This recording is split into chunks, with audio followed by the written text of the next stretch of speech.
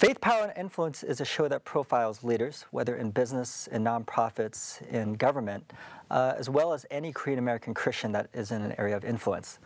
Now today we have a special show because we have two special sets of guests. First of all, we have Sarai Koo, who is the founder and president of Maps for College.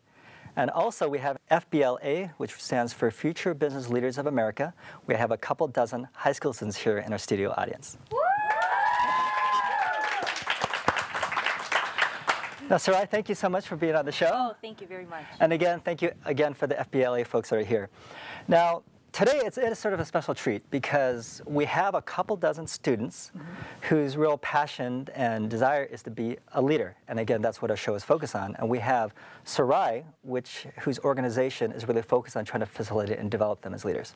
So Sarai, many of our viewers and our studio audience does not know who you are. Could you share a little bit about yourself? Well, my name is Sarai Koo. I am the president and founder of Maps for College. And besides when I'm not running the organization for MAPS, I also help students. I work directly with the students with the whole college process. Okay, oh great. Now can you share with us a little bit more about what Maps for College is, what is the mission, and what specifically the organization does? Definitely. Maps for College is a nonprofit organization, and our mission is to help students succeed in school, college, and life. And the main focus is we just don't help students get to college, but we want to educate them about going to college and life after college, because there's so many obstacles going on. A lot of students attend college, and during college they're wondering, what am I supposed to do with my life? And that's where Maps for College comes in. Maps for College, we're mapping their way, preparing them and helping them fulfill their purpose and dreams.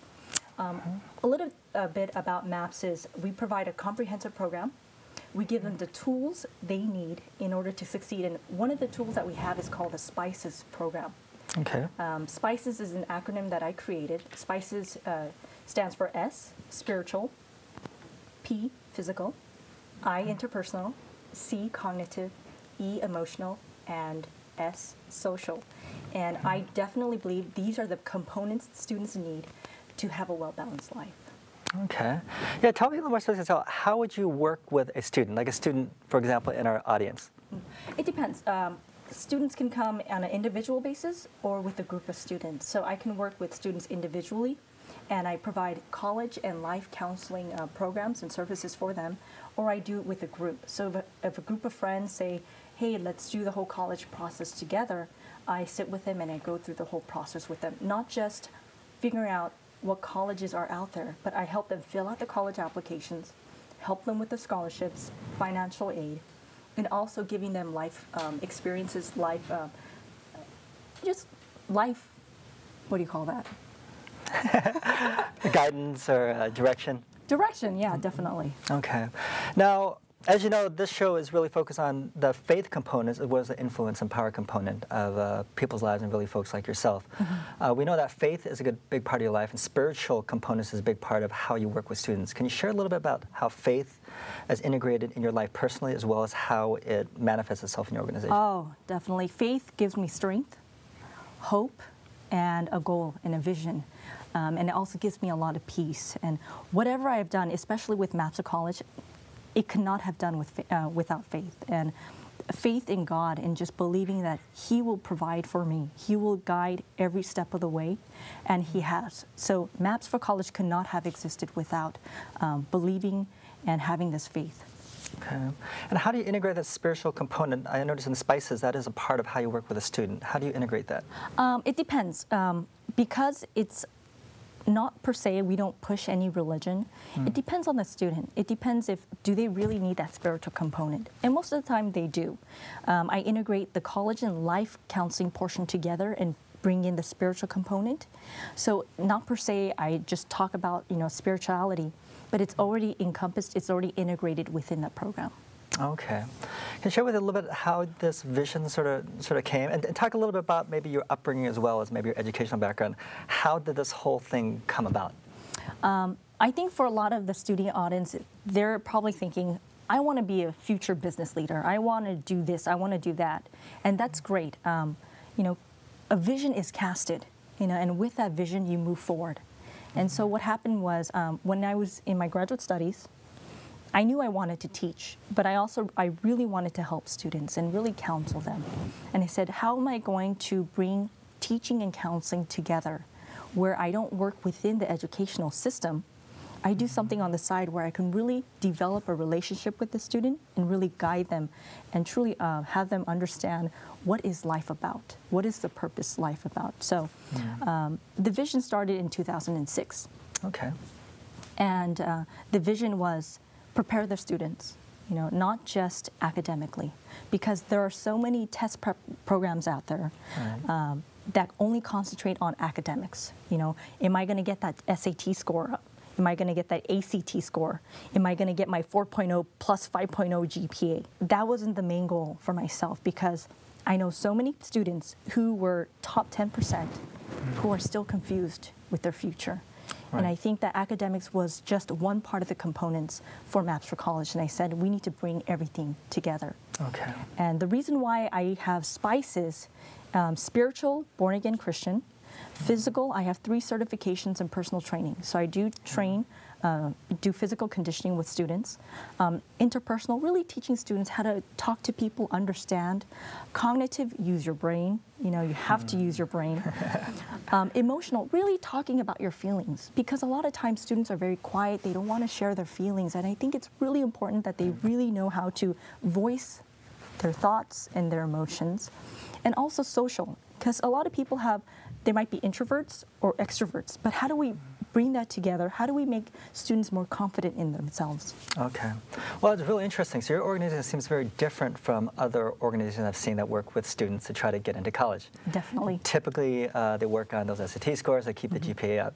So you actually physically work with them just to make them physically healthy? Yes, if they decide that they want to bring that physical component, because I have a lot of girls who say, I'm fat, I'm ugly, and I just say, you really need to find your self-worth. You need to find your self-esteem, and let's work on it. And I really educate students about calorie intake, about what fat really is, and why it's necessary. And that's really important. It's really educating students. Okay. And I understand your approach is a holistic. Not only do you work with students, but you work with parents as well. Can you share a little bit about that? I work with parents. Students love to work with me, and because they say parents are pushing me, I have a lot of pressure. So what I do with the parents is I relieve that pressure, and I say, you know what, student, that's your child. You're supposed to love your child. You're not supposed to yell at them and say do better on your schoolwork, And I just really trying to teach the parents about being more emotional, talking to their students, not about right when the student comes, oh, how was your grade? Instead of saying, how was your day? And just teaching them little steps that they can take in order for the family and the child to come together and just live a happy life. Yeah. Now, I'm sure Korean Americans probably never deal with their parents asking them about their grade or putting that kind of pressure on themselves. So I'm sure that's something you probably don't struggle with too often when you meet with the parents. With the Korean Americans, I will say it's a challenge. It's a challenge, but I love challenges because if I can help a student, I can also help as a parent. And if parents desire for students to change, why can't the parents change? And I do this too. I just bring this back and forth with the parents. I say, if you want your child to change, you change first. You are the role model. So I really educate parents on that. All right, welcome back to Faith, Power, and Influence. For our viewers, we did a switch. We have a new audience here. So we still have the FBLA crew, but a couple dozen strong, but we switched and we have in the control room the folks that were here in the audience before, and we have the control room audience here. To share a little bit more about FBLA, for those of you who are not familiar, they're an extremely large organization. They're one of the largest student business organizations in the country. Over 250,000 students. I believe in Southern California, there's several thousand, and we're very fortunate to have many of them here in the studio audience today. And again, here we are with Sarai Koo, continuing on with our interview. Thank you again for being here. Question, we wanted to hear a real-life example of how you work with a student and some of the impacts you've made in their life. The first person that just comes to my mind is an African-American student that I worked with. 3 years ago when I met him, he was homeless, hopeless, very hungry, had a learning disability, and he's physically disabled. And if you put that all together, think about the type of worth that he has. He feels as if he's nothing. Academically, he was struggling C's and D's and F's. And I noticed that not a lot of people were helping him. And I decided, I need to take a step. I need to come in and really help him. And for 3 years, I've been pushing him, providing him with the academic support, but the spiritual support, the emotional and social and interpersonal. I brought him food, clothes, really gave him more confidence. And at the end of the 3rd year, I called him up. We continually developed a friendship. Okay. He's in Georgia right now, so I can't see him as often, but I said, what have I done to you? Have I even made an impact? And he says, words can't describe. Didn't want to cry today, but he says, you gave me confidence and you gave me a hope to go to college and to really pursue a dream. When I was working with him, he wanted to quit school. Wow. And work at McDonald's because he needed the money for the food. And I said, you're making the biggest mistake of your whole life. I was there for him every time he needed me. And when I think about students who fell through the cracks, where the educational system didn't really know about students, I said, that's where Maps for College comes in. You know, that's one aspect. On the other side, I have another student that I worked with. Parents were saying, I don't know what to do with her. You know, I can't help her spiritually, can't help her academically. Can you be her mentor? And I said, sure, I'll take this task, you know, let's do it. Right. 2 years I worked with her. Parents kept on saying she'll never go to college. And I always, as a counselor, what do I tell the parents? Don't worry. I always tell parents, don't worry. There's a college out there for them. There's over 3,000 colleges, and you're saying that a child cannot go attend a college? That's impossible. So at the end, during her senior year, she received over $15,000 scholarship. Wow. Her ACT score was less than average. Again, Asian American student. Now you're thinking Asian American students do really well in school, right? Her GPA was about 3.3, 3.0. And, you know, parents are shocked how a daughter can receive so many scholarships. And they're considered academic scholarships, and it's a very good college, a very good college. And I tell the parents, do you see now? Maps for College is here to help students who think that cannot happen, happens for them. Wow, those are great, touching stories. So it sounds like Maps for College works with really a diverse group of students, whether it's the highest academic caliber or maybe someone who's struggling, as well as across different ethnic groups? Yes, definitely. What Maps for College likes to concentrate are the Asian descent and also the ethnic minorities. And it doesn't have to do with financial burdens. We accept everyone, but also we like to work with struggling students to high-achieving students. For example, those high-caliber students, they definitely don't need Maps for College. We can send them off to a different, you know, test prep center or things like that. But students who really want to understand what the purpose of life is, what is education, what is college about, that's where Maps for College can help the student. Okay. And even with the high achievers, I would think you might be able to help them at least maybe to rebalance if maybe they're so focused on the academic side and maybe not on the other aspects that you focus on. I would think you might be able to assist them there as well. Definitely. I do have a story. I have a top 1% student who came in crying in my room. And, you know, she's smart, she gets things done, and you realize that part of the spices component, she was missing something. She was missing the social aspect, the interpersonal, the emotional, and the spiritual. She had the cognitive. You know, cognitive is using her, you know, thinking brain, but, you know, just trying to mold it and bring it together so she could be well balanced. I also talked about the physical component for her too. So she wasn't sleeping, she wasn't eating, all she was doing was studying. So I helped her balance that out. And I asked her how she's doing now. She says, I feel more relaxed. You know, I said, she's like, now I don't have to do everything in a day. I can actually spread it out. And I said, thank you, thank you. Wow. So, now, again, we have an advantage that we have students right here in our live audience. If there's a couple lessons maybe you want to give them or some encouragements, is there anything that you'd like to share with them right now? something that I want to share with the audience is do your best. don't go over and beyond what you can't handle. And colleges want to know who you are. You're not manipulating the system to go into a certain college. Colleges want to search for you because they think that you're a good fit. So I just want to tell students is just because you didn't make it to a certain college doesn't mean that you're stupid. It's because the fit wasn't there and you were supposed to attend a different college. So I think that's the most important thing that I want to share. Yeah, I'd actually like to piggyback on a little bit, just a life lesson. So some of you know I graduated from Harvard Business School. And when I got accepted, we got a chance to meet with the admissions officer.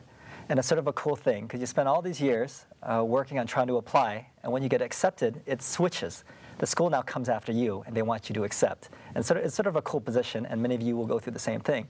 But one of the things that the admissions officer said, and she personally signs every admissions letter at Harvard Business School, is exactly what Sarai said, is that we can accept probably 3 times as many applicants as that we were allowed to, just because of the size. And some of the reason why we picked people wasn't because they weren't smart enough or whatever, is that there was a specific fit.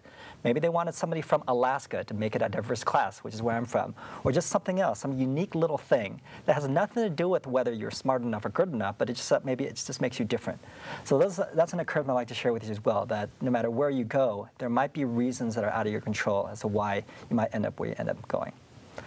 I wanted Sarai to answer the very last question is, it's been great having you here, and I'm sure the students here would love to find a way to connect with you. So if they would want to work with your organization, or maybe parents would want to connect with you, maybe to help a student here or a student elsewhere, what's the best way for them to work with you and contact you?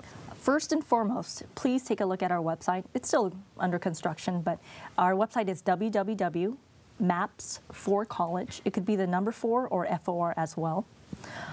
Second thing is take a look at the programs and services we offer, and then also give us a call. Our number is 310-487-1228. We have a variety of programs, and one of the main programs that we want to push forward right now is the College and Life Counseling Program in a cohort group. So I'm looking for different cohorts throughout LA and Orange County to really work with students in a group setting and also provide them community leadership and services programs. So for example, FBLA, you're doing a lot of business, leadership, community service. Maybe we can do something together and tie it together and really help the community. All right. Thank you, Sarai, so much for being on our show. Thank you. Thank you, FBLA, for being here. And that concludes this week's episode of Faith, Power, and Influence. Thank you so much for being with us, and we look forward to seeing you next time.